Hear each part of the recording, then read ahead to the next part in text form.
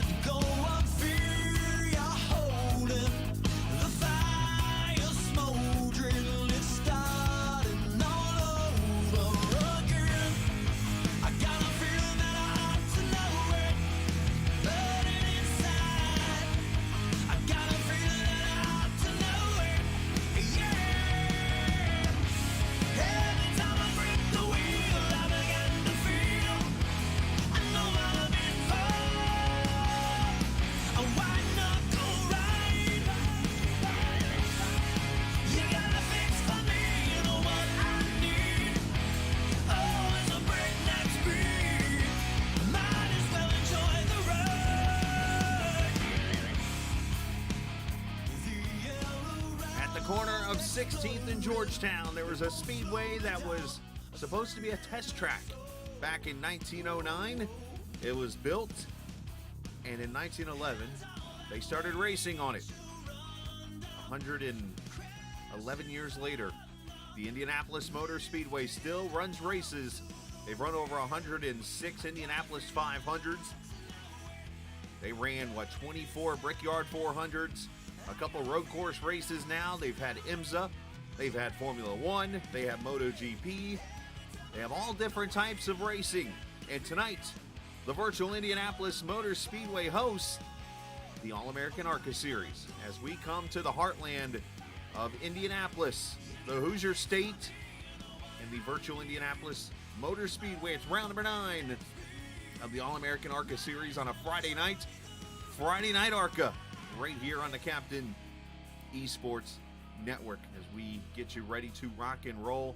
As per usual, I'm the captain. We get you ready for 200 miles and 80 laps, 68 perfect degrees here in the Circle City, 47% humidity, partly cloudy skies, 2-mile-an-hour winds.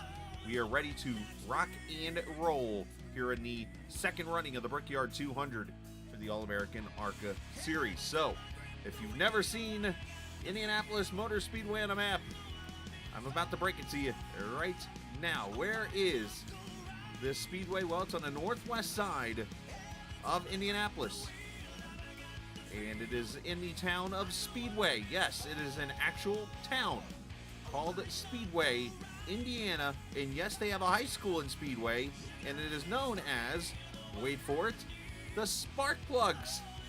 You cannot make this up. The Speedway Spark Plugs is the name of that school. There's the speedway right there. Unfortunately, I didn't have it set up right as I continue to work on this. There it is, the northwest side, about 5 to 6 miles or so to the north and west of the downtown Indianapolis area. You can actually see it on the map in turn 2 when you watch the race here tonight. But that is the setting for round number 9 of this race.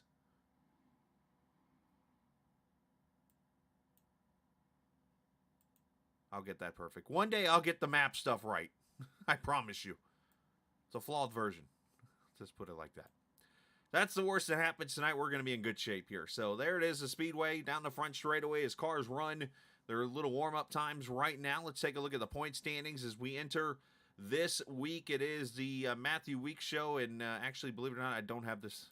Here, I'm on a roll right now, boys.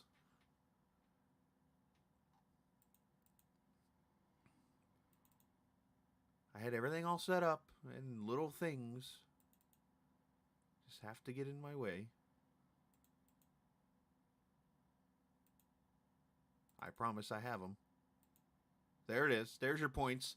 Right off the Discord page, Matthew Weeks now second in points behind David Tooker, won his second race of the season as of last week. Casey Carrington still in third. You see Zach Rogers only 62 points back, and James Silver's there in the 5th position. That is where they stand as of right now in the points entering tonight, and we do have some drivers who are not in the field again tonight, so we'll update you on that. Here is your team points. Mountain Man Motorsports 305 on Crew Chief's corner right now. Pony in third, and Piston Broke and Porsche Pensport there in the top 5 in the team sports. And looking at the rookie points right now, I didn't get a chance to put those on file, but I can tell you, you can trust me by my word. Josh Dillon leads by 4 over Trey Holmes. Robert Colgan is one behind Holmes there in third. Tyler Burton, Kyle Barders in the 5th position in that one. As you see, the cars are starting to line up. Manufacturer points, Lexus still, unfortunately, with 0. Toyota, Chevrolet tied at 41. Entering tonight, Dodge closely there with 36, and then Ford, Pontiac, Porsche, and BMW way behind, 17, 16, 12, and 10 respectively, and Lamborghini with a whopping 2 as of right now. All right, let's take a look at the starting lineup, and while we do this, we do have an in-race reporter, and this in-race reporter we're about to speak with is an actual Indiana Hoosier. I came to find out that this guy actually stays in the town, or at least used to live in the town I actually did radio in. One of a couple of towns in Indiana I did some radio in, and we'll get to him here in just a second. If I can get my wits about me here. Here's your starting lineup. David Tooker and Finley Fitzsimmons there on the front row. Trey Holmes, Mike Husby in row 2. Row 3, Tyler Burden. That is the driver right there in the number 36. We'll talk to him there in a second. Casey Carrington there outside of row 3. James Silvers, Matthew Weeks, row 4. Brad Delph and Sean Cassidy, rows 5. Ron Holyfield and Jacob Feskinen taking row number 6. Row 7, Jonathan Cutlip and Stephen Thompson, row number 7. Justin Ray, Justin Vandermeer in row 9. Make that row 8. Craig Martin, Alex Penn, row 9. Kyle Hall, Sean Foltz, row 10. Zach Nernberger and Austin Bloom, the rookie, there in the 22nd position. Thank you, sir. Appreciate you, Ralph. Nick Terrell, Greg Carr, row 13, and all the way through the rest of the field. As they come down the back straightaway, they should. I'm watching the pace car lights. I believe they're going to get one more lap around the Speedway here. They usually do, but we'll wait and see as they come through turn 3 and 4. If the lights come on, we'll talk to our in-race reporter. If not, then we're going to go green.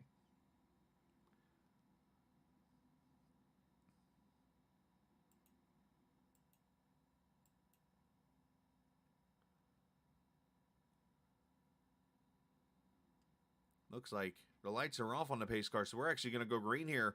80 laps, 200 miles around this 2.5-mile speedway. We'll talk to Tyler if we get a caution here and get some input about where he's from and where he lives in the Hoosier State. But right now, we got round number 9 of this iRacing All-American ARCA Series. The points leader, David Tooker, Finley Fitzsimmons on the front row from the Brickyard in ARCA cars. We get to see it here on the Captain Esports Network on a Friday night, ARCA Racing.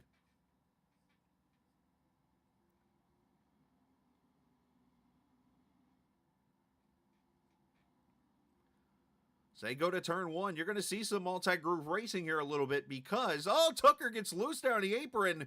Got to be careful of that. And these cars, obviously, with the older colder tires, got to get them up the temp right now as they work their way through turn 2. It's going to be Fitzsimmons holding the lead. Trey Holmes, Mike Husby. And there is the 36 already moving his way up through the field there. Down the back straightaway into turn 3. Our cameras tonight presented by TrackCams22.com. You can check them out online. They're on Facebook. They're on Twitter. Or they're actually not on Twitter. But, oh, a couple cars. Tooker got the wall there a little bit. But you can check them out on Facebook. They're also on the iRacing forums, and they are on the web at TrackCams22.com as Fitzsimmons leads lap 1.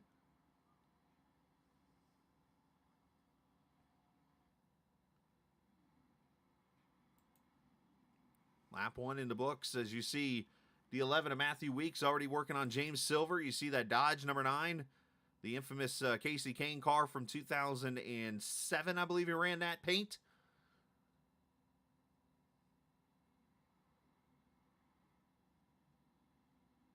Let's get you some race cars. How about that?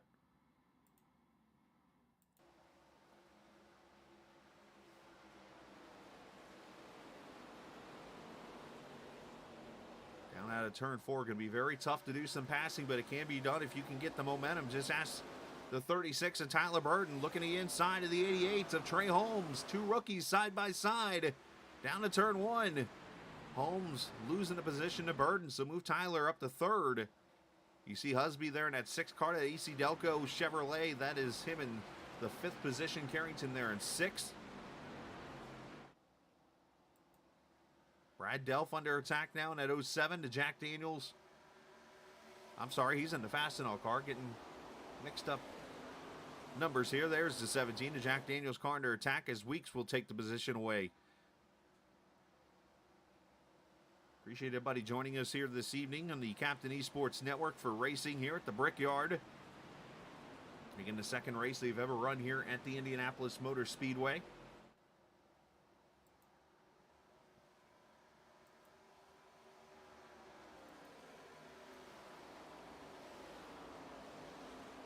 Want to give a shout out to the guys at Restream that, of course, work with us here on the Captain Esports Network, allowing us to broadcast on all the different channels that you see us on each and every week. Basically, had some issues apparently last night, and we weren't able to broadcast our Thursday night broadcast, and they went to work and got everything taken care of. It was actually a server issue on their end, and they did a great job to get it going and get it fixed up. So because of that, we're here tonight and on all the other networks that you see, from Twitch to Facebook to YouTube to Twitter. We are everywhere right now. Ron Holyfield in his 50 car, 11th position right here.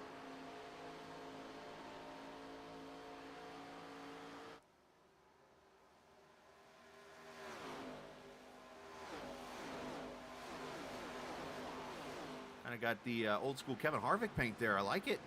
A little shade of Earnhardt there on the back. As you see the 49, that is Sean Cassidy, the 9th position for him, as he's under attack right now for Brad Delph in the 14 car. Delph trying to clear himself there, and he does. It's going to kill the momentum here, and here comes that 4 car. That is not the 4 that you would normally see out there on the track tonight. We do have some substitute drivers tonight running in this race, and as part of our notes here, Jonathan Cutlip filling in for Zach Rogers in the 4 tonight. So that is who you're seeing as Cutlip there in the 4. Casey Hatch once again filling in for Robert Hill in the 05 car, running 28th right now there. So as you see, it looks like the 08 losing, or the 50 losing a position to 24, looking to the inside of Stephen Thompson.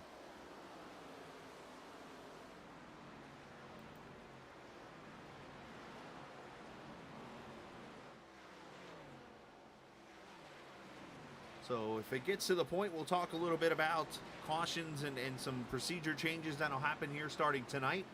But right now, we've been clean and green for the first 6 laps here, as Finley Fitzsimmons, 0.3 of a second right now, and David Tooker, they have pulled away from Burden, and you see the 4th place battle right here potentially shaping up.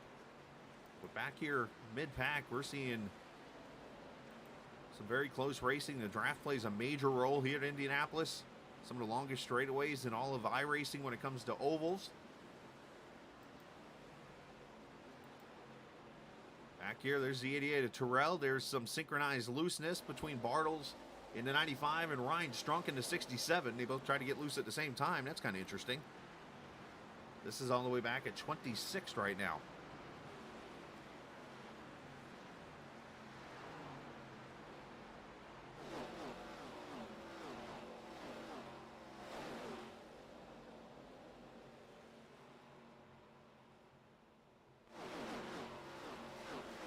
Everybody pretty much is trying to settle in here. I know the last couple of weeks have been a little stressful, and I know the league's been working a little bit to try to fix the caution issue. I know one point I brought up to him after the race is you kind of wonder if it comes down to the track being quote-unquote too easy. And I know that sounds weird, but you know, we ran Charlotte last week, which, you know, is one of the most frequent raced tracks in all of iRacing. And we saw a lot of cautions there. You wonder it's because a lot of people felt maybe even with each other because of the way the racing was at Charlotte, and it caused a lot of wrecks. Of course, the week before that, there was Watkins Glen, but you had Dover, and then before that you had Michigan, which turned into a little bit of a wreck fest. And again, Michigan, one of the more frequent hosted races on the schedule. Indianapolis, not so much. So you wonder here, you got cars trying to get used to the racing around this Brickyard. And because of that, you got a lot of maybe drivers taking it a little easy in this race. And I think that's exactly what's going on here.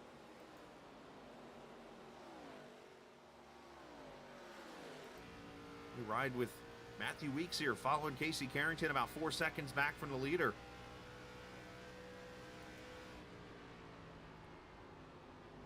See, already lap time's fallen off about a half second or so. 54.20.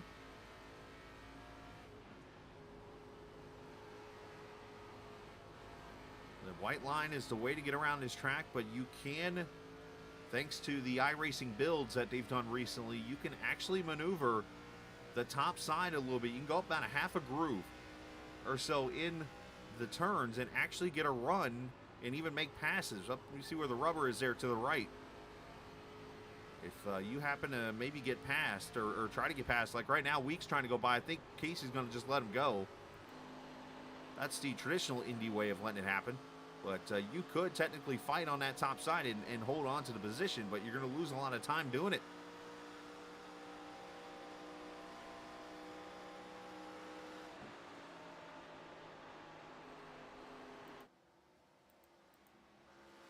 Mike Husby for a second was side by side with Tyler with the 88 of Trey Holmes. Everything's okay there. It looks like everybody else pretty much has gotten single file and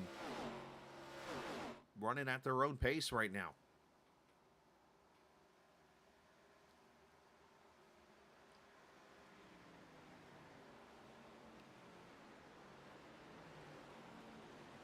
As they went down the 5/8 mile straightaways here.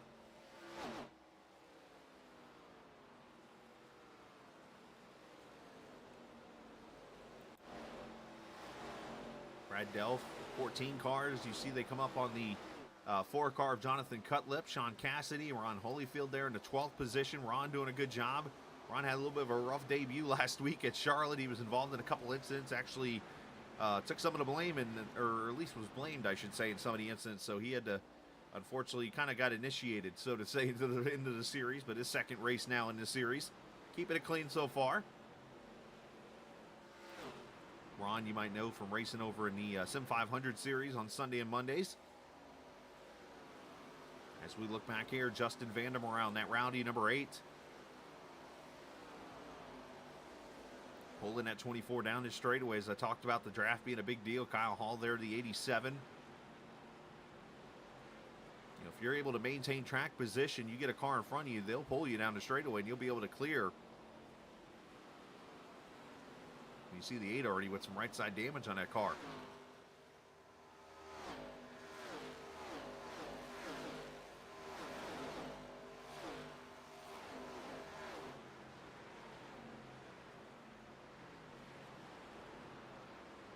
So it should be about a 3-stop race before this thing is over with today. Some say you can go about 25, maybe 26 or 27 laps. If one car back there smacked the wall of the 48. You got that thing a ton. Austin Bloom, unfortunately, has dropped his Hershey's chocolate and smacked that wall hard.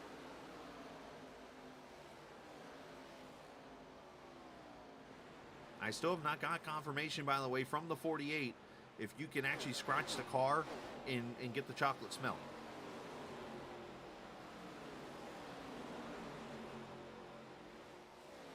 That 48's got a lot of damage on the right side there, so unfortunate break there, and he'll try to maintain up to the first pit stop here in a few minutes. It's back there, the 95, Blake Bartles, the Dover winner, inside of the 1 of Alex Carr in the Pennzoil car. I want to say Chevrolet. It is Chevrolet. Okay, I was going to say, usually if I use the word Chevrolet or Dodge, it ends up being like a Porsche or a Hyundai or something. James Silver is inside of Carrington. You wonder if Casey has burned up his tires a little bit here, maybe? Didn't think he might have so much of a long run.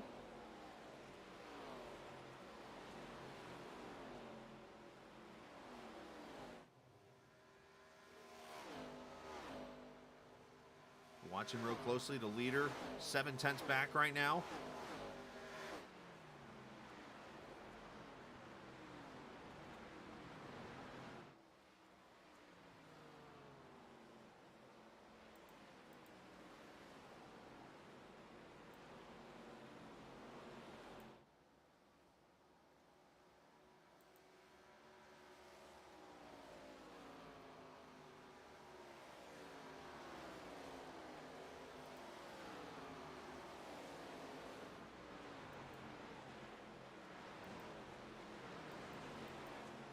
Back here, here's the 22 making a move.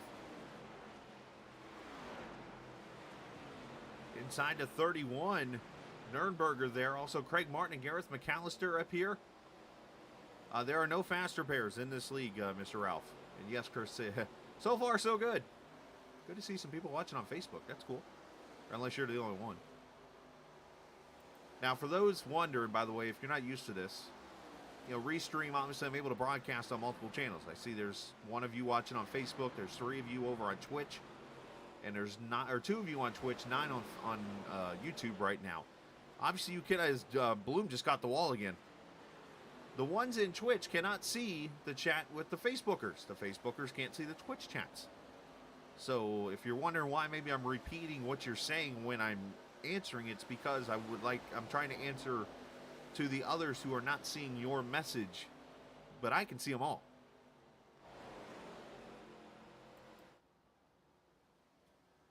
Let's check up here in the lead, because I noticed David Tooker was starting to cut into it a little bit. It's down to half second.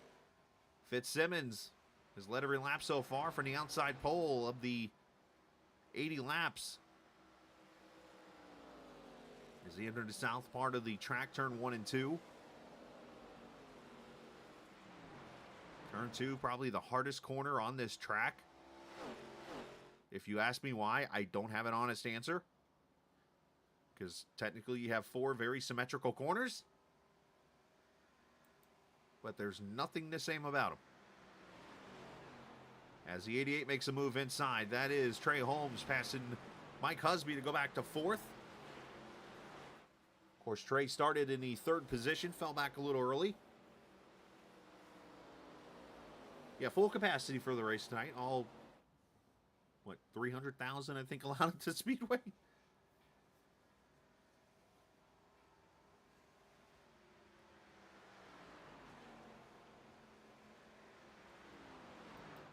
Up here, the lead getting tighter and tighter. As David Tooker, who became a multi-time winner on the season last week, one of 2 now. As Finley almost gets the outside wall. That car is probably really getting tight. Look at these cars. They're sliding almost up to the wall.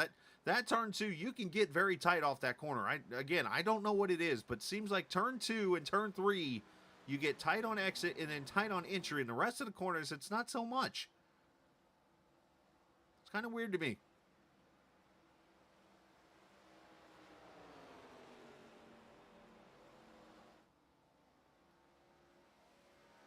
As Tooker puts the pressure on for the lead here.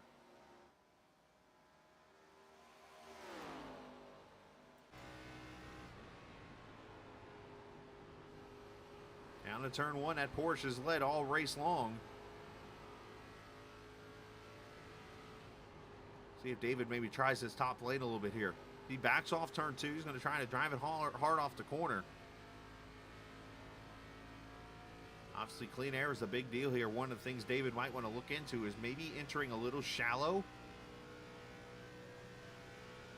Oh, they're wearing out pretty good, Scott. Yeah, it's a good question here.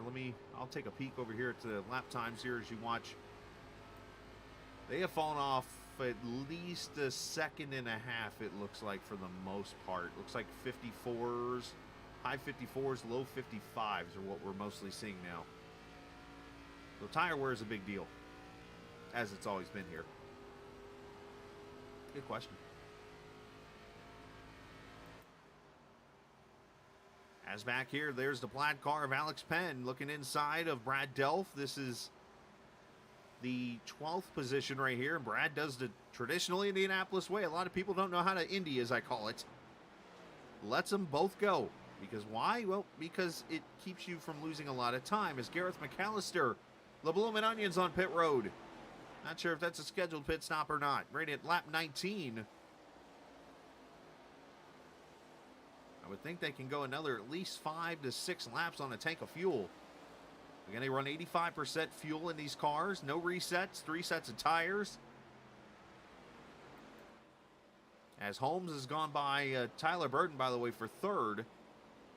And there you see the 6 car of Husby goes by, so Tyler Burton's starting to fall back, and McAllister has actually jumped to his pit stall. So there must be something majorly wrong with the 888. And he's actually, looks like, taking his car behind the wall. So No Bloomin' Onion tonight, apparently, for the 888. Tucker still putting the pressure on here. As Alex Penn starting to make moves now inside Ron Holyfield. You wonder if some of these cars have saved some tire.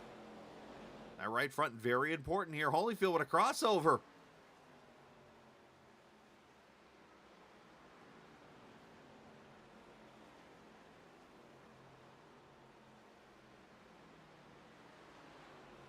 Oh, they got close there to each other. Holyfield got out of it. And that's going to allow Brad Delft to get in there. Again, that's part of that Indianapolis racing. Sometimes you'll hear me reference, and I bring this up every time I broadcast here or somewhere else, like Rockingham, for instance. You get to these tracks that, Darlington, another example, that you have to race a certain way. And you'll hear me reference that, like, okay, you got to learn to race this, or not race like that, insert track name. So here, you'll hear me say, this is how you Indianapolis. This is not how you Indianapolis. And those kind of comments like that, because there's certain ways to run this track in order to survive and not risk yourself. I've run so many races at this track on iRacing now that, trust me, I'm not the fastest guy here, but I know what it takes to get to the finish of a race. And I know what it takes to survive and get there. Here's an example. Zach Nurnberger, 31 car to 67 of Ryan Strunk, to 95 of Kyle Barters. Oh, broken pedals. That's not good. Oh, it's a very safe call there on Gareth. Sorry to see that. So, Nurnberger got in line right here. What he doesn't want to do is, if he's going to get passed by somebody, if Bartles can get the run here, coming out of turn 2 likely, then at this point, you're the 31, you let him go. And you get back in line because you don't lose as much time. However, if the 31 slides up the track here, hypothetically, and the 95 gets a run, they go down to turn 3, or it's going to actually happen here.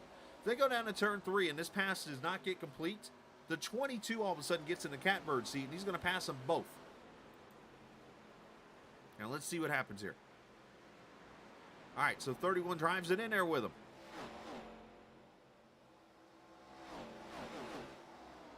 He did not get a good enough run there, and he's able to survive off the corner. So they get back in line and continue on. But yeah, that could have easily been a 3-wide situation then. So there's so many different ways to Indianapolis, as I call it. Just like there's ways to Darlington. There's ways to Rockingham. And so many, I know it's weird like saying it like that or verbally kind of putting it out that way. But that's kind of how I explain it to people when they're like, how do you run Indianapolis? Well, this is how I do it.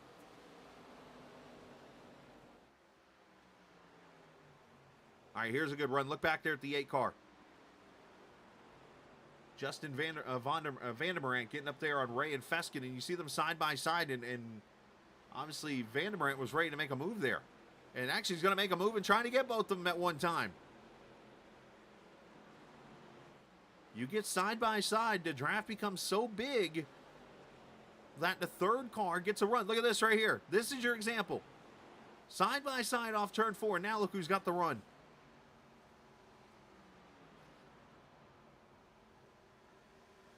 I finally get to explain my example. In this case, the 38 decided to stay in line.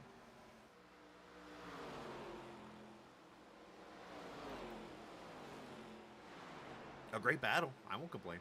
Austin Bloom on pit road. Zach Nurnberger in here, lap 24. We'll watch for the leaders to come to pit road here. Matter of fact, let me turn their audio on so I can hear them. Oh, back there, somebody almost got the wall. I think that was Bartles in the 95.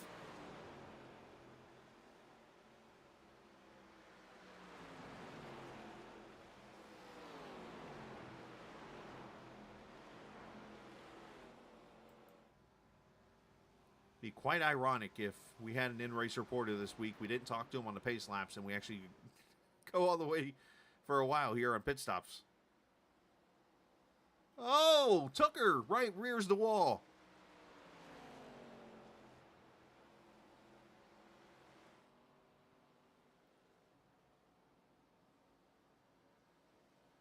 Now, most of these leaders are going to be able to pit without going a lap down.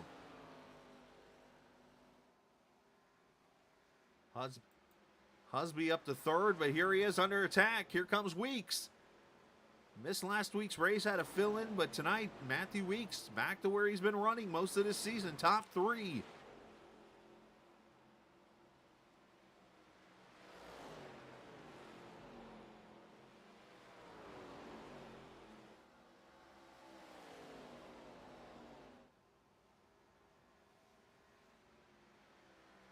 "25 laps complete. The pit window is open. If you can go 27, that'll get you to 54, and that'll get you to the finish of this race on 2 stops. However, you got to get there first." Kyle Bartles and Robert Colgan on pit road right now. Fitzsimmons still trying to hold off that 83.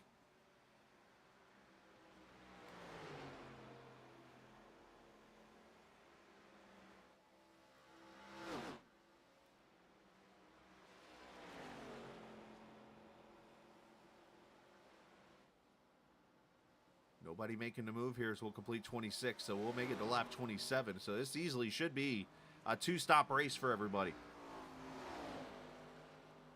That was my question that I wasn't sure about. Would you make it 2? Could you go 3? What's the best way to do this? And look at this battle down the straightaway here. Penn and Delph, and then you got Bloom, who's got fresh tires with the 49 there on his inside of Cassidy.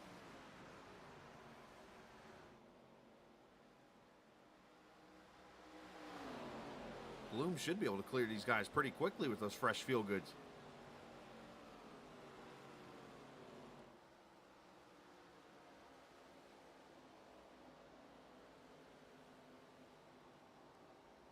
And I think we might have one of our leaders coming to pit road here in just a second.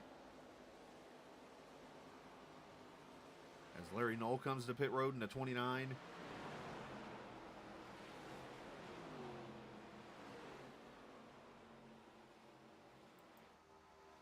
The leaders crossing the line. James Silver is going to be the first of the leaders to come to pit road, 55 miles an hour. One of the longest pit roads, but I will say this, it's the longest, oh, hold on, 8 car. The longest pit road and longest pit boxes in all of racing on NASCAR side. However, it also has the narrowest pit boxes.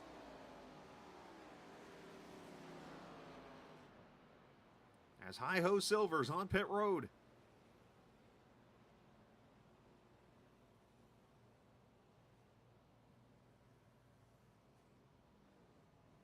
This will be a good example to see where the leaders come out related to the 17 here. 4 tires and fuel he pulls away. A 14.7. And here comes David Tooker to pit road.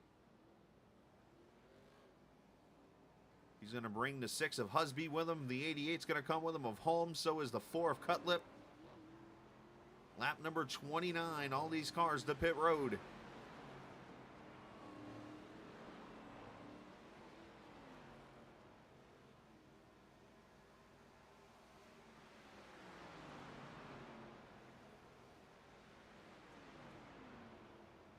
Everybody here should be 4 tires and fuel.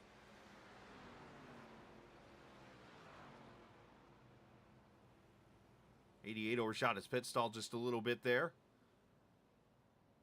You would think Fitzsimmons will be on pit road here right now. Let's see if he brings it off turn 4. He sure does. We'll see if the David Tooker car can actually do the undercut here and take the lead. I think he will, just because of that 1 lap of fresher tires. You got to remember, you got to enter all the way on the back straightaway at this track.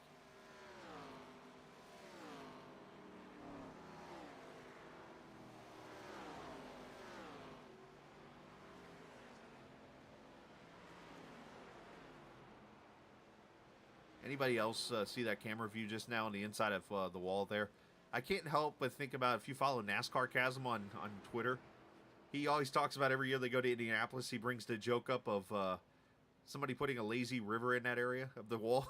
I think it's kind of funny, actually. It'd be interesting to do, but probably highly dangerous. As the 06 leaves, there's Tooker right here, going through turn 1. And with ease, he's going to take the lead. Now, don't make a mistake if you're Finley and get too wide here off the turn 2 section. Well, there it is right there. There's going to be your undercut and your lead change right there. Eventually, once everybody comes to pit road, here comes Weeks, here comes Carrington. Here at lap number 30.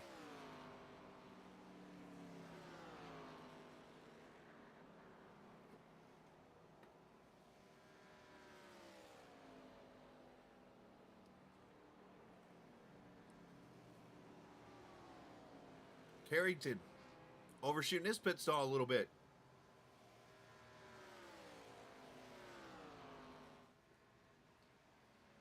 As Weeks leaves pit road.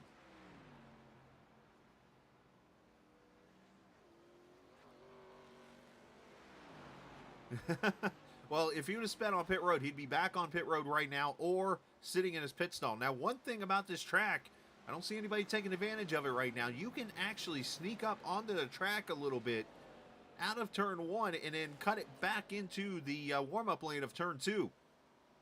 Haven't seen anybody do it yet. As Nick Terrell leads. Good to see the Doritos car up front. He's unfortunately been wrecked or involved in wrecks a lot this season. As the 81 gets into his pit stall. Steven Thompson right now leading. As actually he's on pit road right now. And this should cycle everything back around to that man right there in that 83 car. David Tooker should have about a 1.4 second lead over Fitzsimmons as you see the 81 pull in there. As we'll kind of take you through the field here in a second and show you where everybody's running once we get everybody cycled through.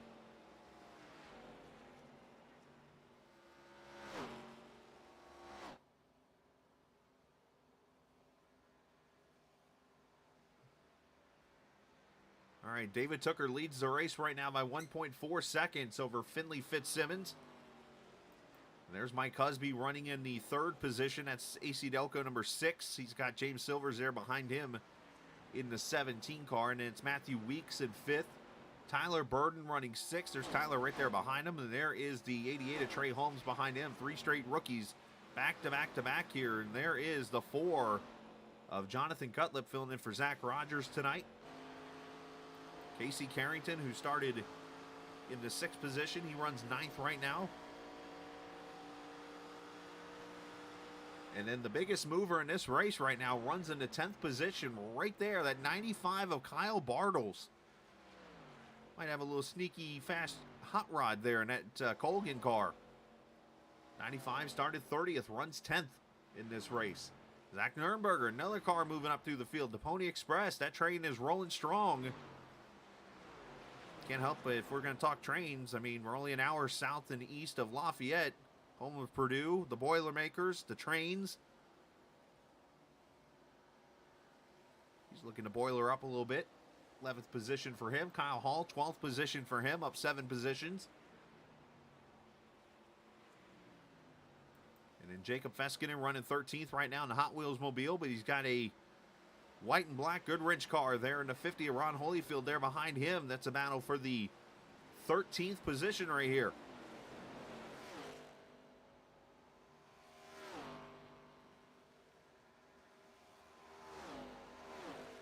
Ron gets a draft and drives her to the inside. Oh, and Feskinen got too high into the corner, trying to apex it, and caught the outside wall, and now he's got Ryan Strunk there behind him in the 67 car. As they will battle down. Alex Penn, 16th position for him in that 30 car. And it's Sean Cassidy in that 49, the unsponsored blue and white and red car. Brad Delph, unfortunately, one of the biggest fallers in this race. He's gone from 18th after starting 9th in this race. And it's Robert Colgan there, 19th position for him. Sean Foltz in the 59, the iRacing Chevrolet running in the 20th position. And Justin Van der Morel running in 21st in that 8, the Rowdy Energy number 8. And you got Justin Ray and Alex Carr. They're fighting right now for the 22nd position, these two here. And then Casey Hatch, who's driving the Robert Hall automobile. Roberts ran away, I guess, and who knows if he's coming back or not, but he ran away at least. 24th position. Stephen Thompson in 25th there in the Pony Express 24. Josh Dillon running 26th in the number 12 car, the breast cancer awareness car. Pretty cool one there. Greg Carr, 27th in the Waffle House car. The only Waffle House I know in the state of Indiana is in Kokomo. That's only because I live there. It's not the same Waffle Houses like you would see traditionally in the South. Craig Martin, 28th position for the 22 car. He must have had a rough stop, because he was up there mid-pack. And I see 14 seconds, so I'm not sure what happened there. Nick Terrell, 29th position for him in the Doritos car. And then it's Austin Bloom, who has unfortunately bloomed the wall a few times. And then William Martin in the 50 running here 31st right now. 32nd is Larry Nolan, and behind the wall, Gareth McAllister, the only car out right now of this second running of the Brickyard 200.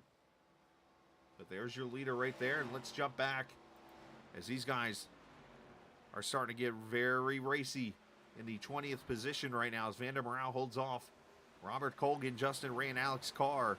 We're just 4 laps away from the halfway point. I'm starting to wonder if this race does do what it could do here, if we have to cancel the in-race reporter. It might be something to actually consider now, because we did not talk to anybody before the race, and look what we've had so far.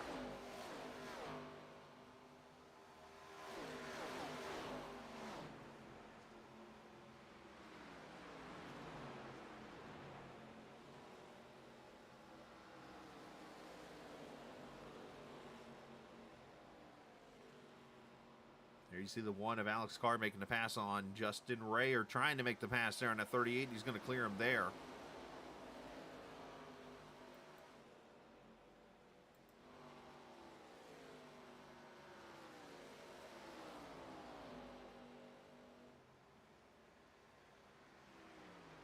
Matthew Weeks looking inside of Silvers for 4th. He will take the spot away.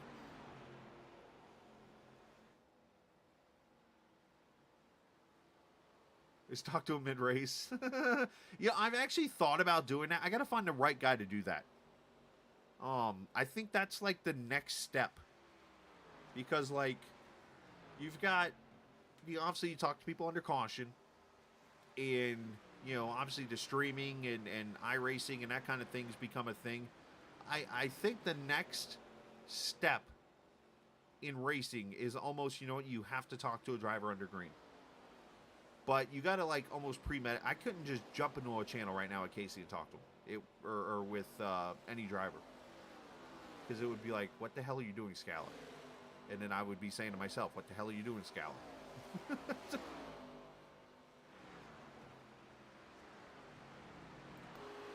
Up here, look at this fight. Nürnberger, Penn, Hall, all these guys for 12th. They're trying to get the draft off of Holyfield up the straightaway. 3 wide. Look out, boys. Oh, boy. Kyle Hall gets out of it. Abort. Abort.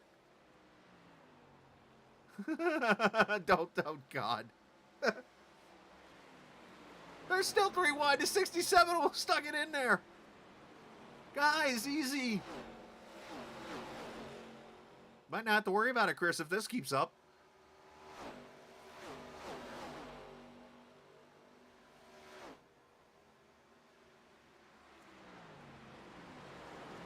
Went to Indianapolis and an IRP race broke out.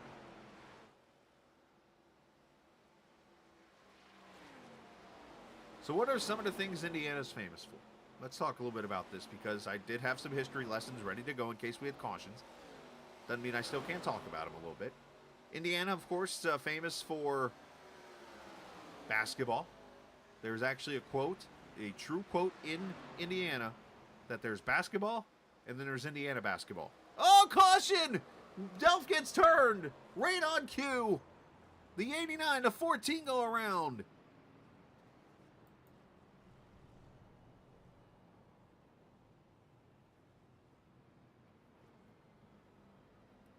And there's the first caution. It's like I knew it was coming.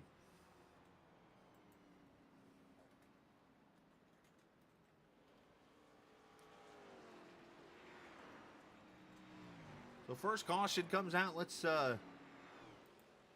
see what happens here. They were 3 wide for a second. They cleared up, and then all hell broke loose after that. Now, I saw that pink car there in the middle try to stick her 3 wide here. And then I think what happens here is somebody, oh, okay, the 87 gets, oh, wow. So the 87 gets loose, and everybody just piles in, unfortunately. Loses the momentum. And then Feskinen drives down into Colgan. That's where you got to be careful. I see the 05 gets involved in this too. Yeah, if you get involved in a wreck, this is one of those deals. You got to make sure you're clear before you move around and stuff. It's easier said than done, but it's something you got to remember. But watch here. So you're going to see the 87 Kyle Hall gets loose. 14 checks up, and everybody just piles in. But then watch the 89 here. They're going to get themselves going here, and you got to remember, you've got a whole slew of cars here coming, and he tries to wind it up and go and gets slammed.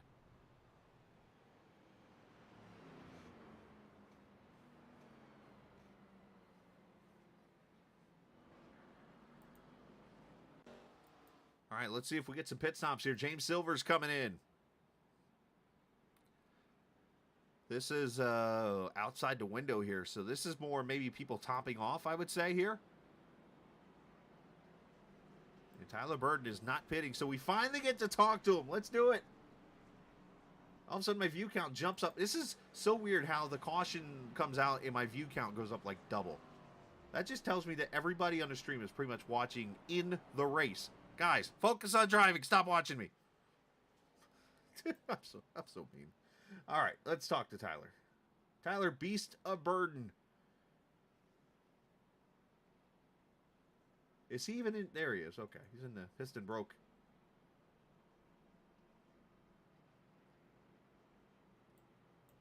All right, let's get Tyler up here with us. Finally get to talk to him a little bit here. Tyler, you got a copy, buddy? Am I loud enough? Sure, why the hell not? Okay. I'll make you loud enough. Don't worry about that. All right. Obviously, I was going to talk to you before the Make me race. sound good and look good. I'll do my best there. But obviously, we were did get a chance to talk before the race. Had some things going on the stream. Just want to make sure I got everything good and going here. But Tyler, you are someone who, for a while, lived in the same city I actually did radio in for a little bit, and that, of course, being Kokomo, Indiana. You actually now, I believe, reside in the Fort Wayne area. Correct? Yeah, I moved up here to Fort Wayne because of work, but Right. but actually, I mean, you used to work at the school I went to. Well, I did do some, I did do some coaching of football and announcing of some games at Taylor High School, right there on the east side of Kokomo. But I got to ask you, obviously, I'm going to throw some pop quiz questions at you. We're going to have a little fun here for a second. Do you know why Kokomo is called the city, or not the city of first, but the city of lights?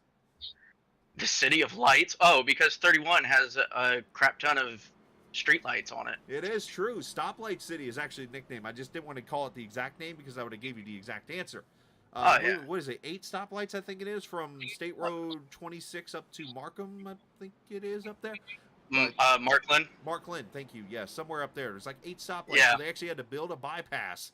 And some say Yeah, it's because of the politicians in South Bend had to get to Indianapolis easier is why the bypass is there. Yeah, I've heard that too, but I mean, it's kind of, well, if you think about it, 31 was the bypass of the bypass. So they built a bypass of the bypass to bypass the bypass. What? Yeah. There's an old 31 before they built 31, the one that we know now, which is Reed Road. There was a old 31, then they built a new 31 to bypass that one, and then they built they renamed 31 to 931, and the brand new 31 is 31 now. How come I never knew this? Huh? How come I never knew this? Well, because I was there when the bypass was built, when 931 became 31, and 931's now the stoplight city. See, literally, I lived not too far from that. I'm literally like maybe not even 2 miles from all that. So. Huh. Interesting. And I did look. It does save you a lot of time. I remember one day I just randomly drove from the south end of the bypass to the north end, and it saved like 13 minutes in time or something like that. It was like ridiculous. But hey, we'll talk more. You come to the green, go have fun. You're running 5th, and you're doing a good job. We'll talk more. We're back home in Indiana. Yes, we like it. Get yourself a tenderloin and go green. Yep. Tyler Burden will talk more with him at a pretty quick caution here. It's more like 70. It feels like it, doesn't it?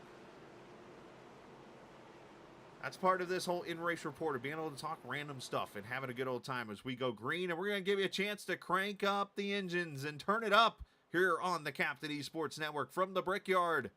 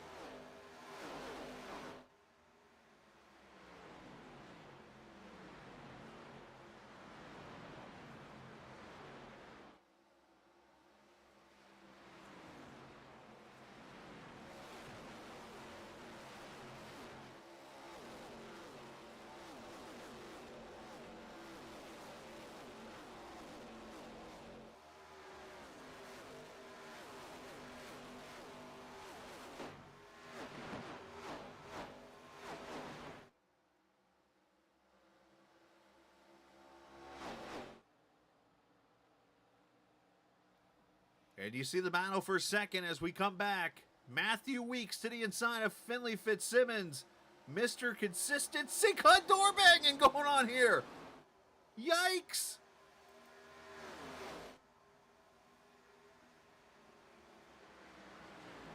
And Finley's going to maybe clear. Weeks gets to run underneath. It's going to open the door for Husby. I wonder if Weeks is going to give him the... Oh, I was waiting for a chrome horn to come in here. So obviously we didn't get a chance to talk to Tyler much there, and we'll hopefully get a chance to talk to him a little bit more if we get another caution. But yeah, it was really cool when we talked a little bit off the air a couple weeks ago when he told me where he's from, and I told him what I had done. I did a lot of stuff in Kokomo for the time I was there, 3 years. I mean, I did a whole lot of like non-for-profit events, and I got to know some really good people. And that's kind of weird. He and I were talking about it. I'm like, I do miss the town. It was a great city, a small city. But it was one that, you know, I could talk to anybody, and just people were nice there and stuff. And Lafayette was the same. But, you know, I didn't get to know many people there in that kind of time in my 2 years there. But definitely can honestly say that, you know, it's kind of cool to have that story there. As you see, Weeks put pressure on Fitzsimmons for second.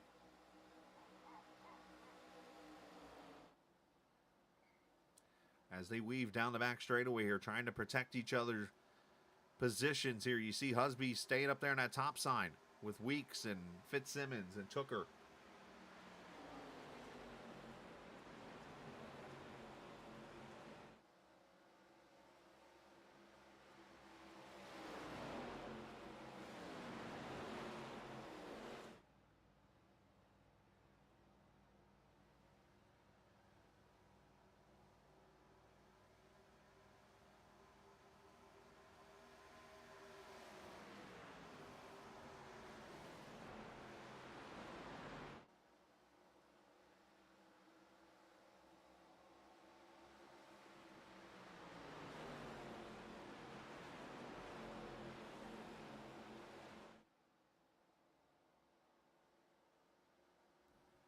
So as you see, Weeks has cleared himself to second. Now the battle on for third. Husby trying to get the inside of Fitzsimmons. 32 laps to go. Still got one pit stop left in this race. You got that battle going on. Bartles continues to work his way up through the field with Penn and Carrington. Battle back here for 8th. Also going on a lot of close racing now. As Alex Penn has worked his way up and through the field now, up to the 9th position for him. Racing really starting to pick up here as we get into the latter half of this race. And up front, Weeks to the lead.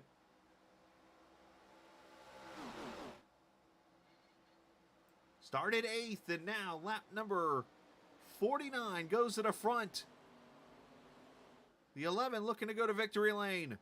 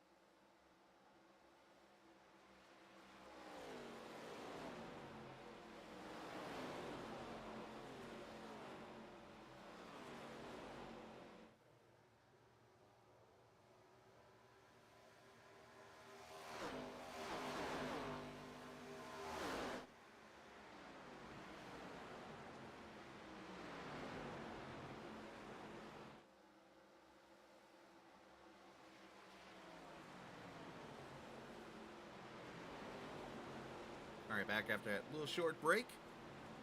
Trying to keep the battles going and watching that going on right now. As you see Casey Carrington looking inside the 4 car of Cutlip to battle for the 8th position. Nothing up front as Weeks is kind of stretched it out to about 0.6 of a second over Tooker, and then Fitzsimmons there in 3rd. Carrington's going to take the spot away. You wonder if maybe he's trying to save a little tires. Corey Darr watching on the stream. Yeah, Weeks is making it look a little easy. He's made some great passes. And I tell you one thing we're seeing in this race is a lot of comers and goers. A lot of guys that have protected their car have worked a strategy, and you got some cars on newer tires here that are working their way up through the field. I mean, one particular example I use here is look at this 9th place car right here, the 67 of Ryan Strong. He pitted on lap 41 along with Kyle Bartles, who's up to 6th, Alex Penn, who's up to 7th, and then this guy right there, that 17 Jack Daniels car of James Silvers, pitted also at lap 41 and likely took tires. And here he is up here in the 4th position right now, looking to take advantage. See a little bit of a defense line, and we're starting to see some cars come to pit road here, trying a different strategy as the window is open to go the rest of the way on fuel.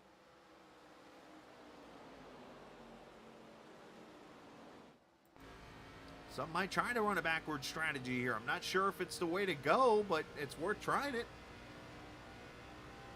Apparently, if you hit the 06 on the right rear, you'll win the race. I don't understand why that's there, but okay. Does that mean, like, on the final lap, if he gets hit in the right rear, does that mean it's free game? You can hit there and you win the race? Just kind of asking for a friend.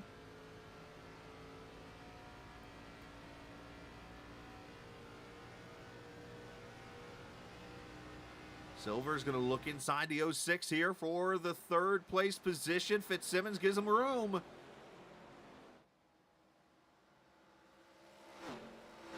Not able to get all the way there below him.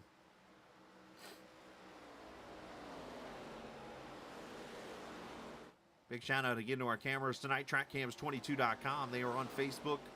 They're in the iRacing forums. You'll see them there in the camera section, and of course at trackcams22.com. If you're looking for different cameras, they have cameras. If you like to run stadium super trucks at some of those tracks, they have cameras for that. Of course, road course cameras, and then the oval cameras you see here. You can talk to It's Van and get something worked out, and of course you can donate there and get yourself a good set of cameras like we have here in the Captain Esports Network. Believe it or not, he has a fan cam here. Let's check it out. If we're watching from turn 3 right now, this would be what you see.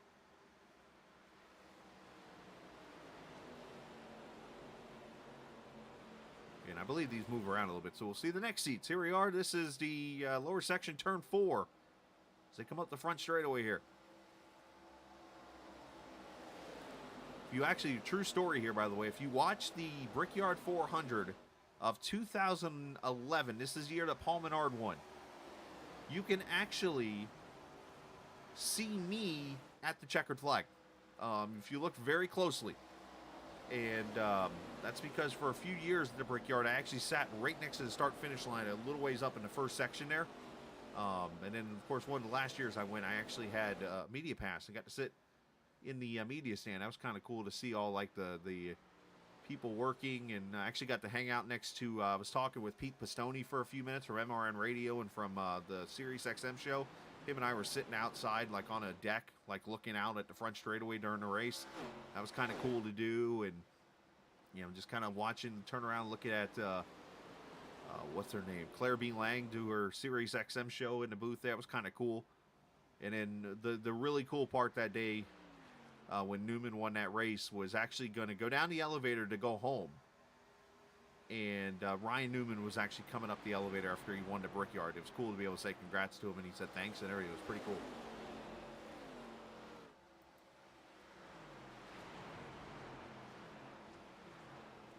As Alex Penn, that 30 car, he's taking advantage of those tires, up to the 5th position right now. Gets around Husby, so the tires are paying off for these guys that are trying to take advantage here, and this could work out. If this race stays green, this strategy actually works. And I applaud those for being aggressive and trying something like this. Bartles to the top side. Now, the problem is the dirty air, though, is eating up Silver's tires, Corey. And here come the leaders to pit road, and they're coming up behind Larry. Larry Knoll might want to turn left here and get out of the leader's way, and oh, Burden locked it up.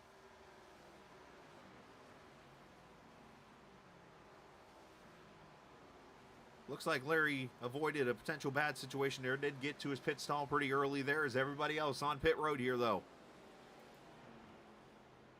First, second, third. All these guys in for tires and fuel right in their window. Now, if you are, as Fitzsimmons overshoots his pit stall, if you are Penn and Silvers, I think Fitzsimmons is still having issues in his pit stall. The pit woes continue for the 06. If I'm Silvers and Penn, I'm coming to pit road now to put the third set on so you don't fall behind.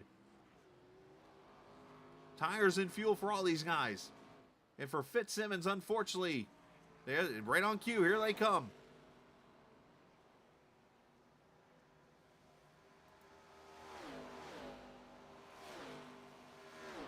For a second straight week, Fitzsimmons, unfortunately, having issues getting into his pit stall.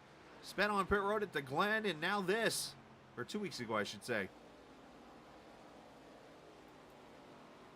It's one of those things where, unfortunately, he probably will have to work on during practice. I mean, you get an hour of practice, I think, next week when you go to Richmond. I think this is one of those things where he needs to work on his pit road and practice the entries and stuff. It's something I've done plenty of times when, trust me, I'm not perfect either. I've made my share of mistakes on pit road. And normally when I do, I go back and I work on whatever that mistake is. If it's entry on pit road, if it's exit on pit road, or whatever, and go try to fix it. Because if you don't, it's only going to get worse. And Carrington's going to come to pit road here as Alex Penn stays out. Ryan Strunk stays out. Ron Holyfield stays out.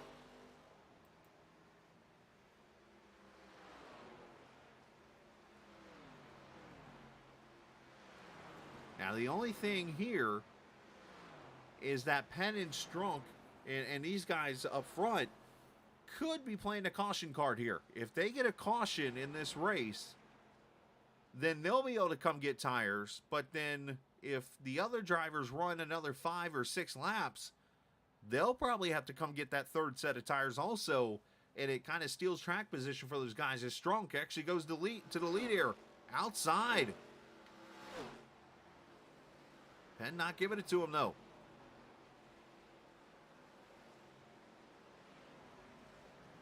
Well, that's going to bring that 6 car up. There's Holyfield right there, top right of the picture.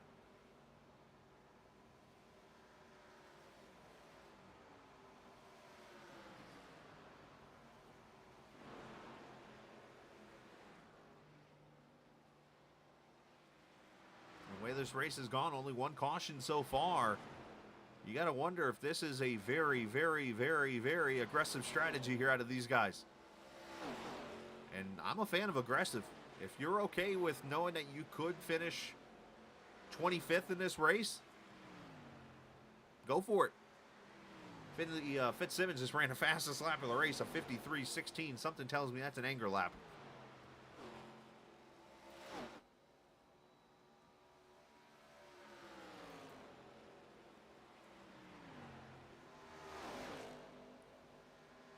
So Strunk to the lead, Penn back to second. 3 wide off turn 4, 1 car way loose back there.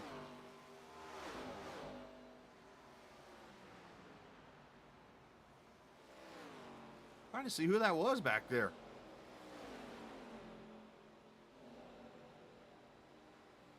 Thought I saw a 5 in the number, but it's not Holyfield. It was Casey Hatch is who it was, the 05. And the Robert Hill car. Come next week, I think the All-American ARCA Series. Oh, and now he's in the wall. Next week, I think the All-American ARCA Series is going to have milk jugs out with, have you seen in a picture of Robert Hall? Or Robert Hill, or whatever his name is.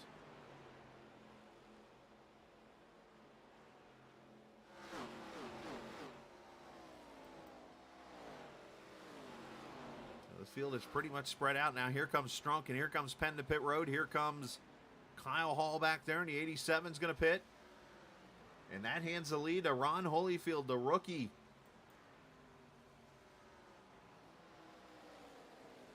Ron last pitted at lap number 41. He pitted with the caution lap. So 41, we're at 63 now, 22 laps. He still could go another 8 laps or so. Now this is really playing that caution card out there. And knowing Holyfield, he's going to stay out this whole time. Justin Ray up to second. Craig Martin up to third. Brad Delph and then Weeks is the first car on tires.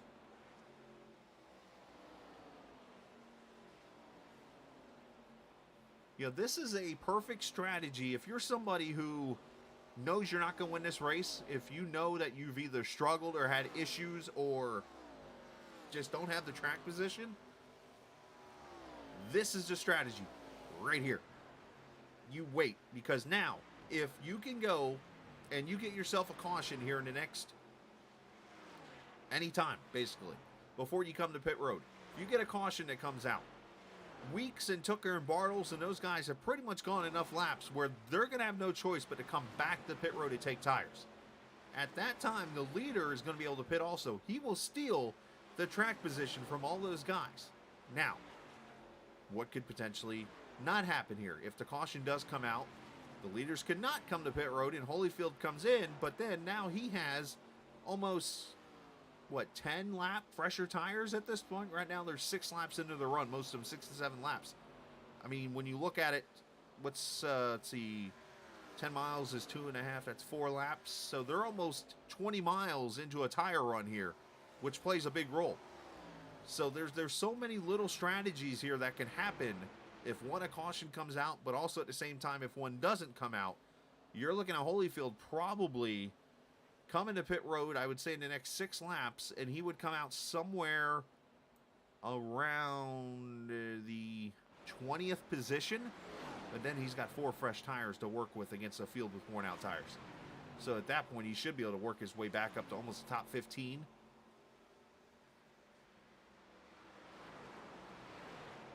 Because you got to remember, too, Indianapolis isn't like a traditional oval here. You have, a traditional oval, you've got 2 corners that you brake into, and then you roll back to the throttle off the corner. Indianapolis, you have to hit the brake 4 times, almost, or at least let off the throttle, and then roll back, which gives you 4 chances on fresh tires to make up time. Something that doesn't get looked at much at this track.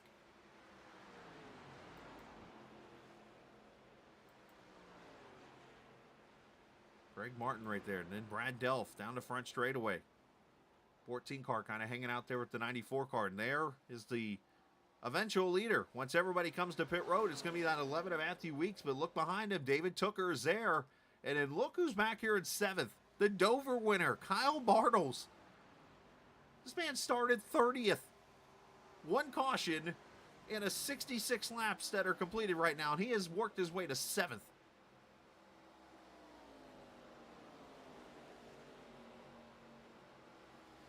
That right there is the drive of the day.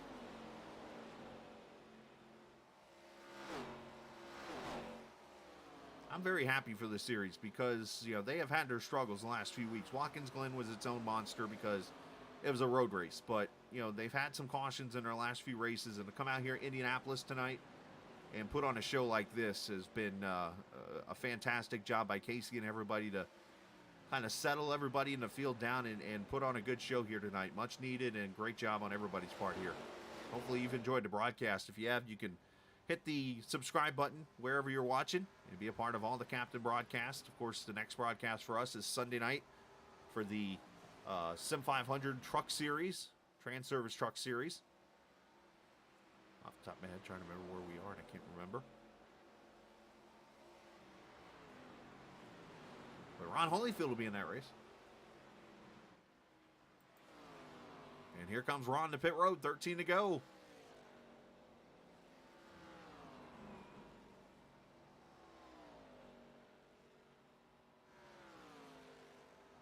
So now Justin Ray to the lead in the 38 car. By the way, you fans are part of what makes this a great show and what makes this fun. Every night, every day when I'm working, I sit back and I think about the broadcast as I'm out there delivering packages or whatever. I'm like, I can't wait for tonight. Yeah, there's nights, and this week I'm tired as hell. But you know what? To be able to sit back here and have a good time and hang out with cool people and, call a race and never know who's out there watching.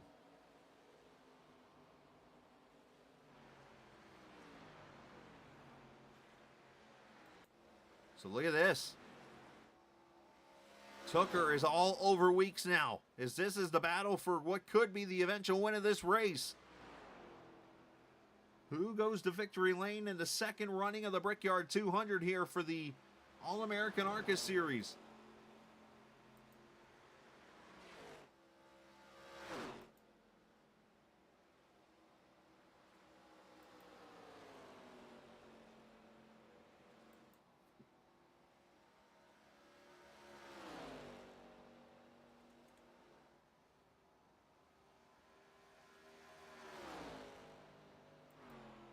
Laps to go.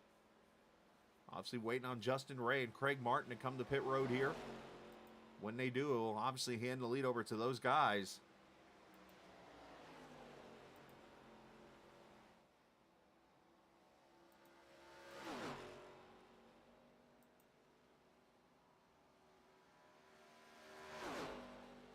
Now, Season 3, they did not run this race. The first time they ran this Indianapolis 200 or the Brickyard 200, if you will, was actually the winter season.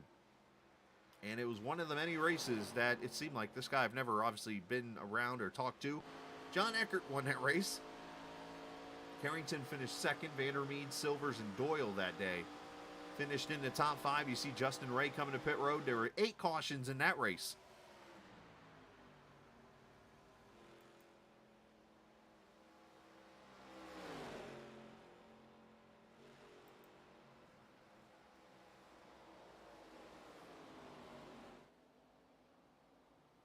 Now, these are the 2 fastest cars pretty much on track right now as I look at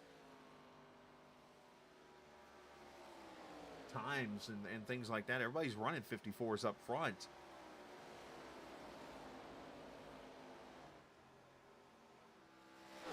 Actually, I stand corrected. Ryan Strunk and Alex Penn, those guys pitted 13. Here's where I bring up the lap example, by the way, for the tires. See, Strunk and Penn came to pit road at 63. And that's 5 laps after Weeks and Tooker and those guys. And they're already around about a quarter of a second faster. But now as this race stretches out, it kind of falls back into the hands of these leaders right here. But obviously anything can happen. There's Craig Martin leading this race in the Boost Performance.ca.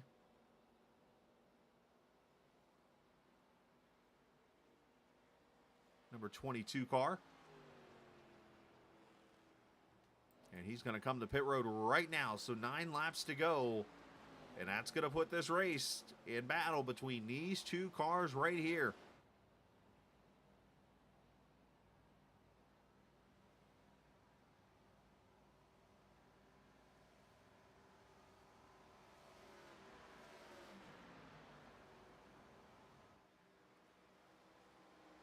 You got to wonder, when does David make the move? Obviously, he's in that dirty air there behind Weeks as he tries to work his way around him here.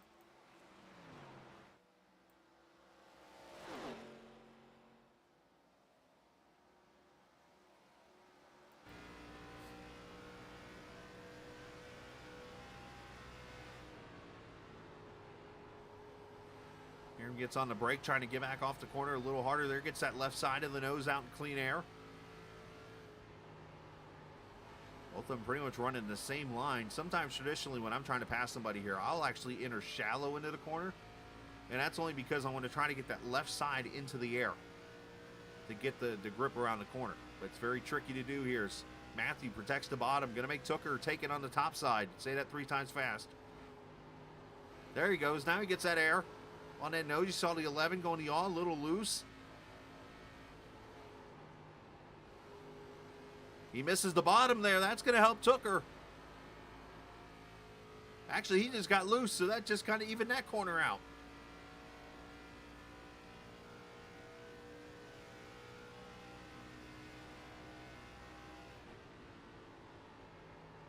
There's a shallow entry from Tooker.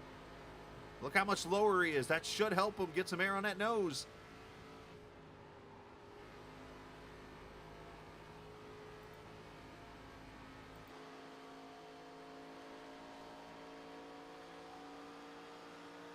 Dodge and Toyota battled for the Brickyard win here.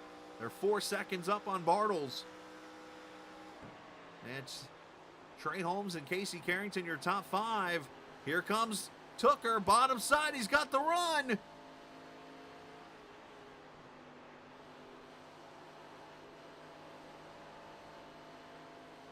And he kind of cut him a break there, and that's a great point, Ethan. They are good friends and teammates and stuff, so they are going to race each other clean.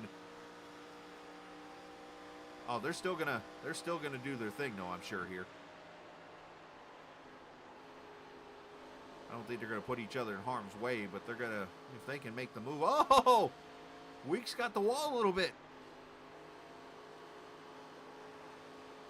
Hey, Weeks is fighting here.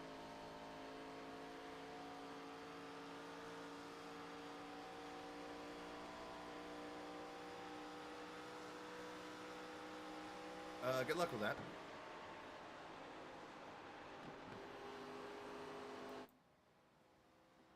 I mean, I don't have any to offer.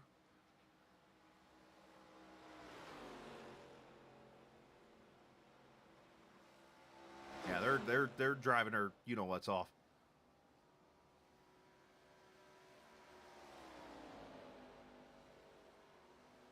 "16 viewers watching as we're 5 laps to go at Indianapolis. Somebody wants to put themselves on the trophy of a winner, the Brickyard 200 here in the All-America ARCA Series.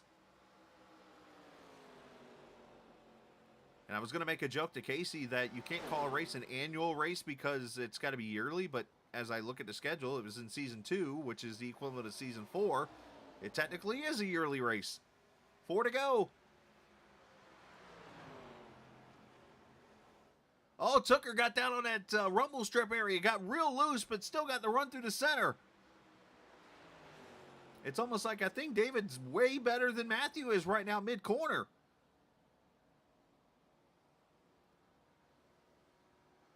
And I think the only thing that's keeping Matthew out front right now is the clean air.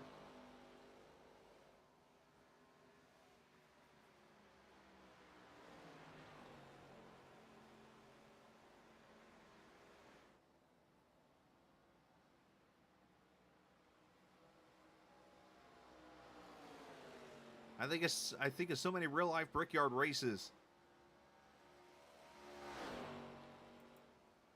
that ended on a last lap pass, or not last lap pass, but a pass with 5 laps to go. And we might be shaping up for another one here. Look at Tooker, got the run off turn 1 into 2. Like I said, though, this top side actually is strong.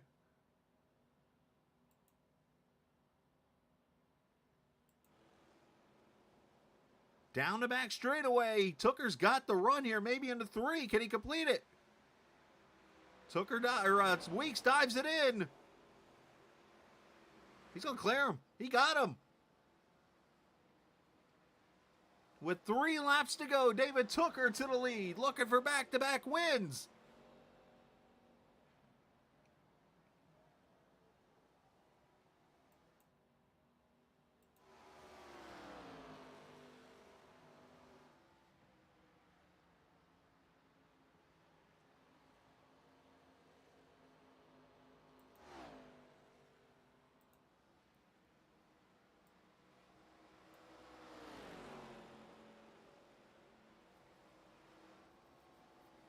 Weeks going to try everything he can. He's going to stay in a straight line here. It's a drag race down the back.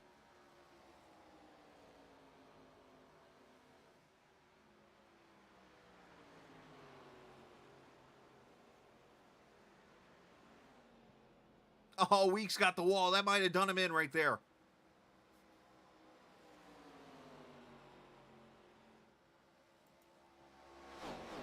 As they will come off turn 4, 2.5 miles to go as the white flag will wave. Final lap here in the Brickyard.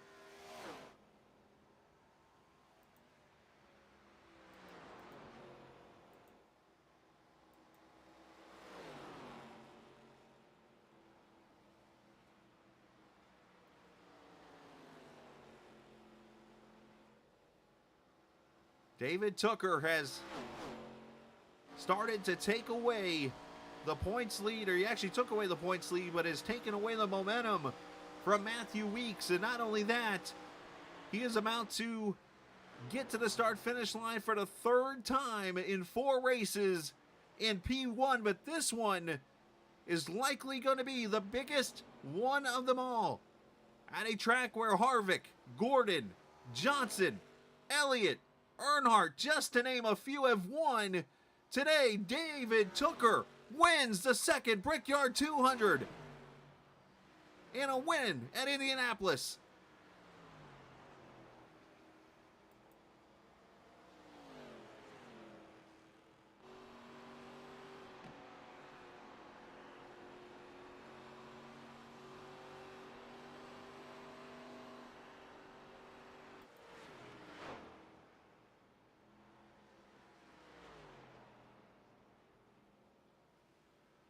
Weeks will finish 2nd Kyle Bartles, the Michigan winner, finishes third. I keep calling him the Dover winner. He won at Michigan.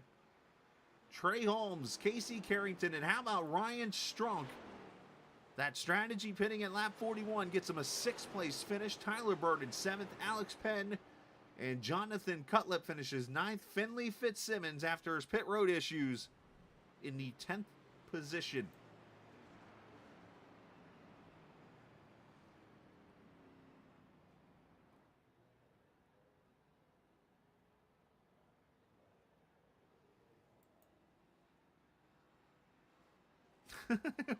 Chased a rabbit there on pit road.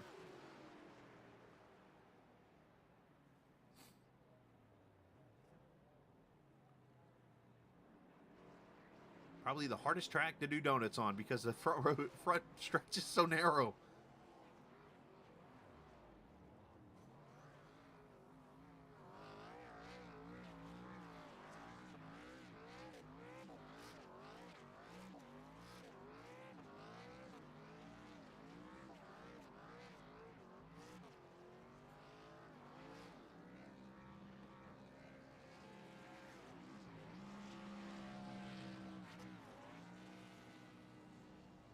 I'd say it's a pretty good burnout right there, boys.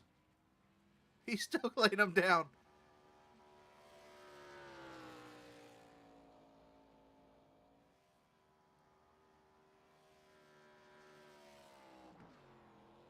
Now, the question is, does he have enough of a motor? Get back to the front stretch. I want to see him do a 5/8 mile burnout. Come on. Who was it? Was it a Harvick that tried it a couple years ago? Tried to do the burnout down the whole front straightaway?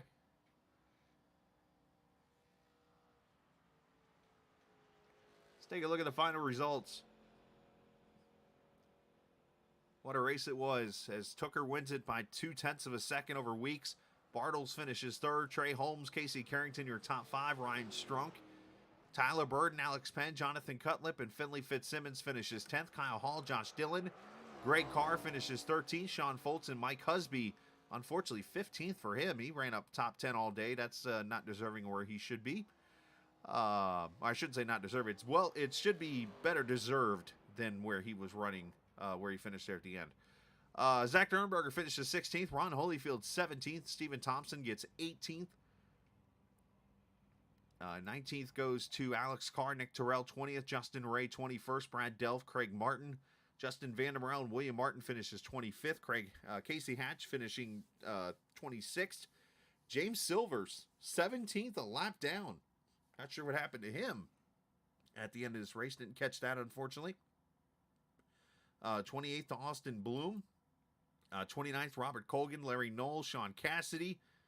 I think Sean actually spun out during our Turn It Up segment. I did see somebody spin in turn 1, and I think it was Sean. Jacob Feskin in 32nd, Gareth McAllister 33rd, unfortunately, and dead last. Ironically, 33 starters at Indy. There's the city in the background.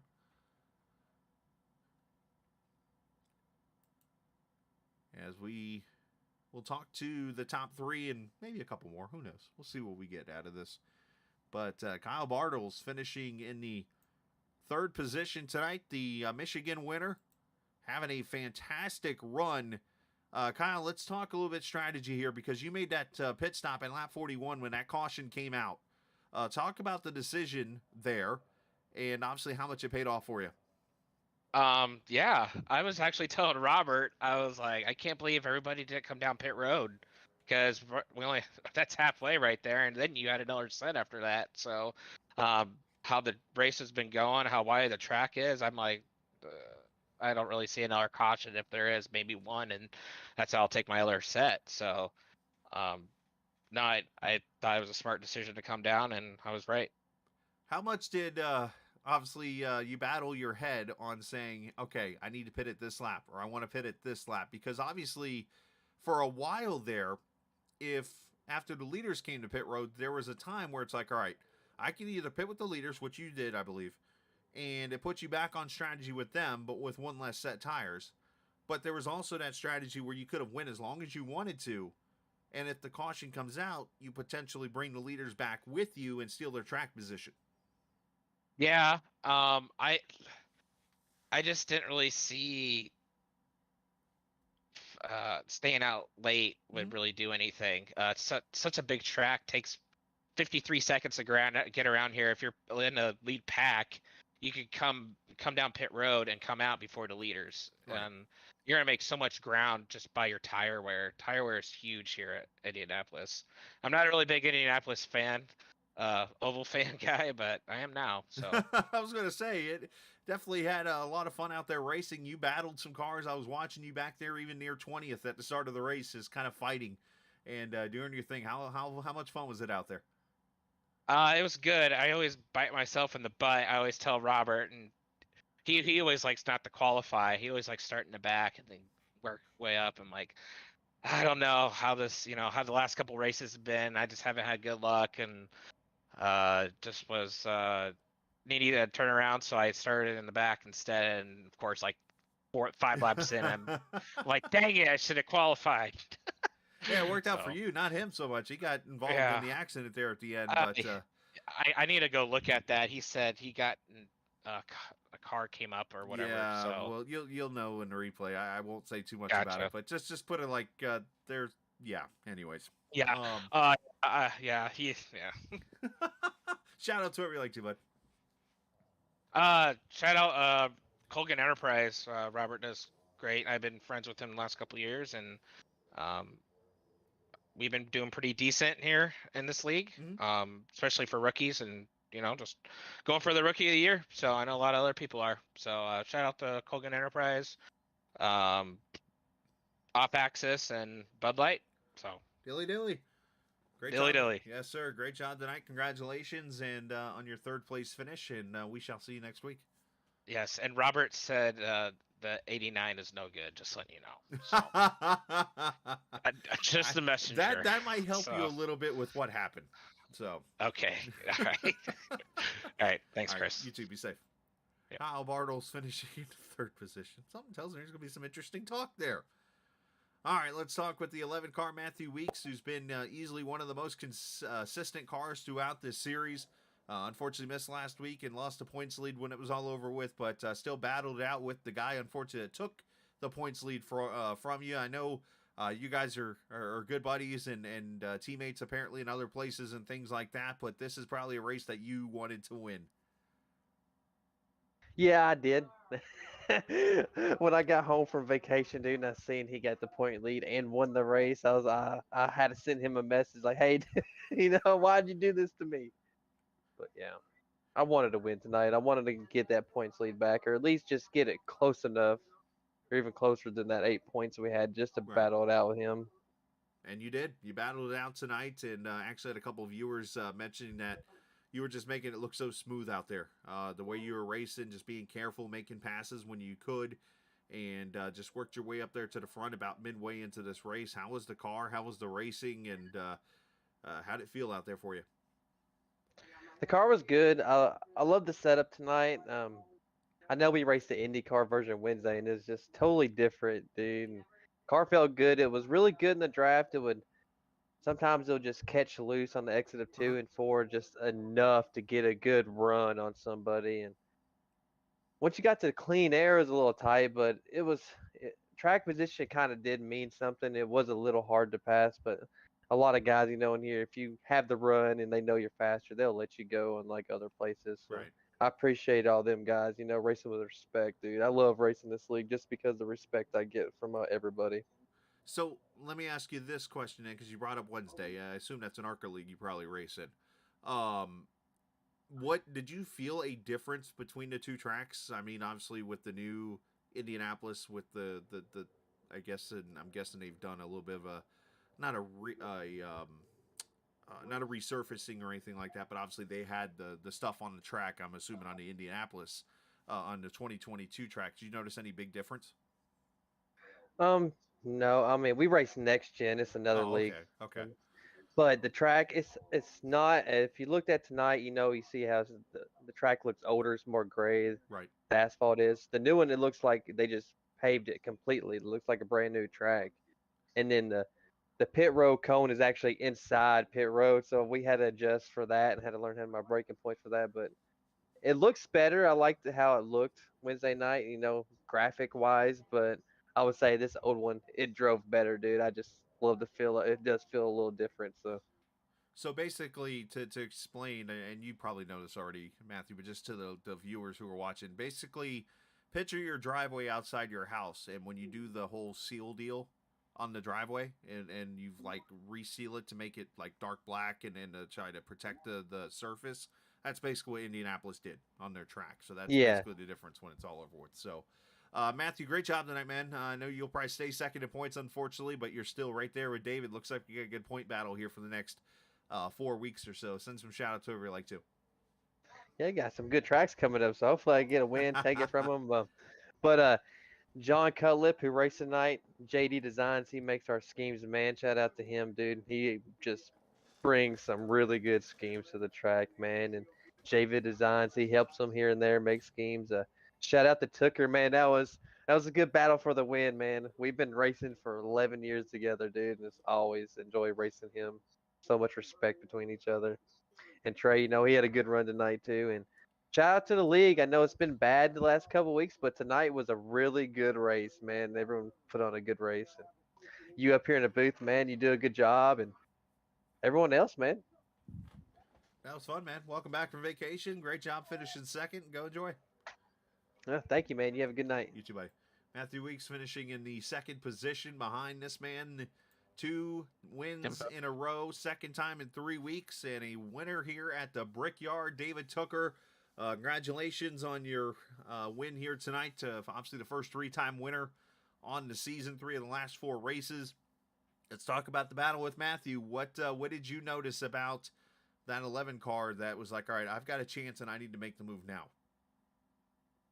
Well, Chris, it's a mixture of a lot of things. I've definitely felt like we had the pace, the long run pace towards the end. It was really weird. This car, like you wouldn't think so, but once the car hit the clean air, it just got tighter. I felt when I was behind Matthew, I had a little bit more rotation with the dirty air. I didn't have as much downforce. I was able to use the car getting loose to my advantage, and usually that's not the case here because it's a single file line racetrack, and usually when you hit the dirty air, you just get tighter. But for some reason, this car didn't really like the clean air, but for my driving style, it worked perfectly. I felt like the goal was, with him being my teammate, was just to race it as clean as possible. You don't want to go up there and wreck your teammate, and we're looking at bigger picture. We're both 1-2 in the standings. Right. We don't want to ruin things for ourselves, just trying to get another win. But I definitely felt like I had the pace in the last 5 laps, and I knew that was the time to make the move. The original call was just, let's work together to try to catch those guys making it on the fuel strategy. But once they pitted, they were kind of out of the equation, and it was just between us two. And I felt like my best spot was through turn 1. I was able to get on the brakes a little harder, turn down the track a little bit sharper, and get underneath them going into turn 2. And if you have the inside line through turn 2, it's the wall's coming out close to you on exit, and you kind of almost have to lift for the guy. But was able to make the move down into 2, and was able to hold him off the last 5 laps and ended up getting the win. So really happy with that. I'm trying to think it through at an engineering standpoint as you're talking here. I'm trying to think through like the air and what you're talking about there. And the only thing I can come, and I'm not an engineer, I'm just trying to think of just the knowledge I have of race cars, which isn't much either. But, it just sounds like to me that maybe the clean air, it almost lifted the car up maybe and created the tightness where in dirty air, it allowed the nose to plant maybe a little more. I don't know. Probably doesn't make sense, but that's the only thing I can think of when it was all over with. But how much? Obviously, you guys battled, and there was a couple times I put it right on the hood of your car, and we could see the view of you and Matthew battling. How much did getting your left front into that clean air a little bit help you kind of get the run you needed through the corner to get off and be right there with them? It's with that, and in particular at this racetrack, if you dip the left sides beneath the white line, it helps the car rotate a little more, gets the rear end out, and you can, as long as you can throttle manage all the way up to the wall, you can get a pretty good run out, and that's where I felt like I had to use that to my advantage. I typically like a looser race car, so putting that left front there, at least the left sides down there, really helped me get rotation off the corner. I felt as soon as if the car wasn't there, I felt like I was gonna miss the corner. It was just way too tight. Right. But like you said, I was just able to get that clean air on the little bit. That clean air matters just a little bit more.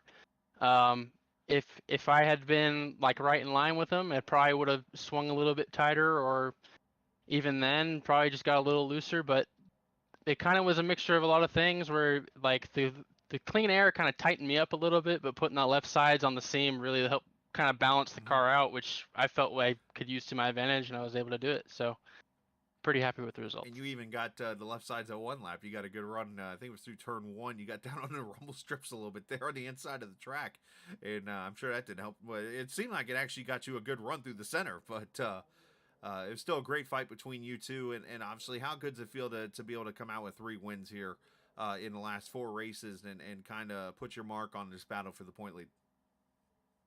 You know, it's great. I love coming in here. I love racing with these guys. It's a lot of talent in this group of guys, especially within our own team. Mountain Man Motorsports, Matthew Weeks, my teammate, Trey Holmes, Jonathan Cutlip. There's so many guys in this team, in this organization that I'm fighting every single week, and Right. and not to disclose anybody else. Casey Carrington, Mike Husby, Finley Fitzsimmons, he's really stepped it up this year. Kyle Bartles, a lot of guys, Alex Penn, there's a lot of guys that have really stepped it up recently this past year from last season. So it's really cool to see those guys get up there quicker and seeing more battles for the win. Because as much as I love to win these races, I want to race them as hard as I can and feel like I earned them.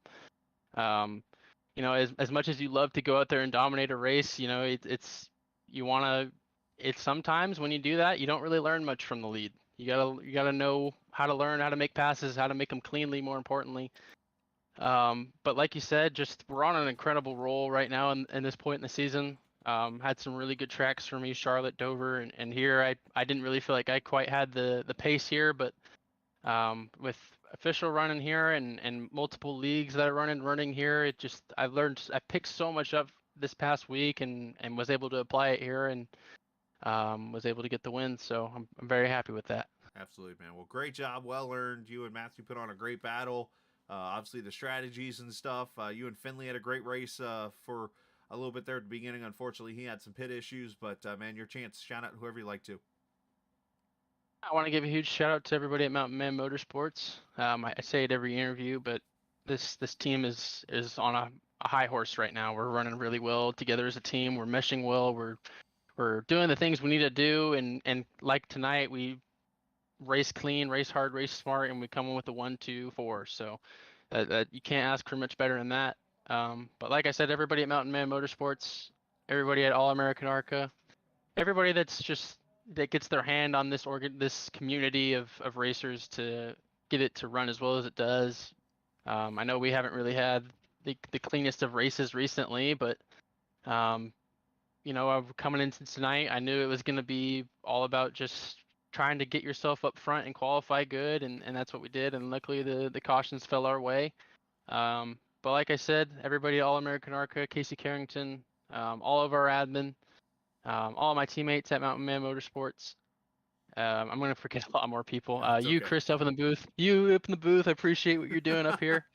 I imagine it's not fun watching us out here. I know you'd probably love to be out on the racetrack, but I appreciate your role and what you're doing for us. It's really appreciated. I love watching these races back and forth and just watching the level of scale up we have in the commentary booth. It's really cool to listen to and really fun to watch. Well, I appreciate that. And actually, believe it or not, I'm having a blast up here. I know that sounds weird, but it's fun to watch. It's been great racing to be a part of. Cautions or not, I don't care. It's all for fun. I do it for you, the racers, and the viewers and stuff. So I do appreciate the kind words, though. But David, congratulations. You've got yourself a Brickyard win. I expect some way, somehow, a Discord photo in the league of you kissing some sort of bricks. I'll make that happen for you, buddy. I'll make it happen. I appreciate that, man. Be safe. You too. Thank you. You too. David Tucker, winner of the second running of the Brickyard 200, a situation at Dale Jarrett back in 1996. He won at the Brickyard for the first time.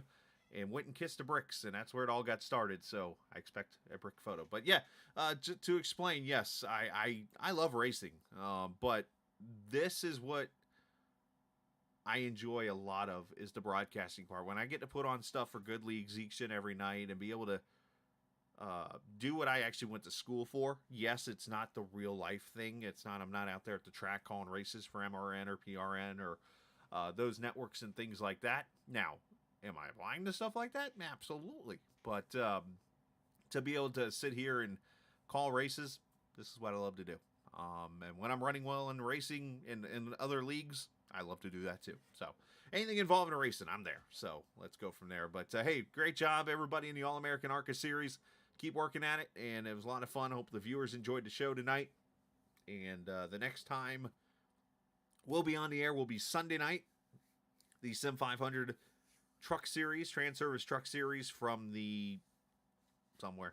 I don't even remember. I'm actually going to take a look while I sit here and stall and all of a sudden get a bubble in my voice that makes me sound like Steve Post from MRN. Let's see. Actually, a lot of them are over in that channel right now. Let's go up to the website. Let's see. Indy Winter Trucks. Somewhere. I guess I could just go to the website. But anyways, we'll be on Sunday night. Come join us at some track.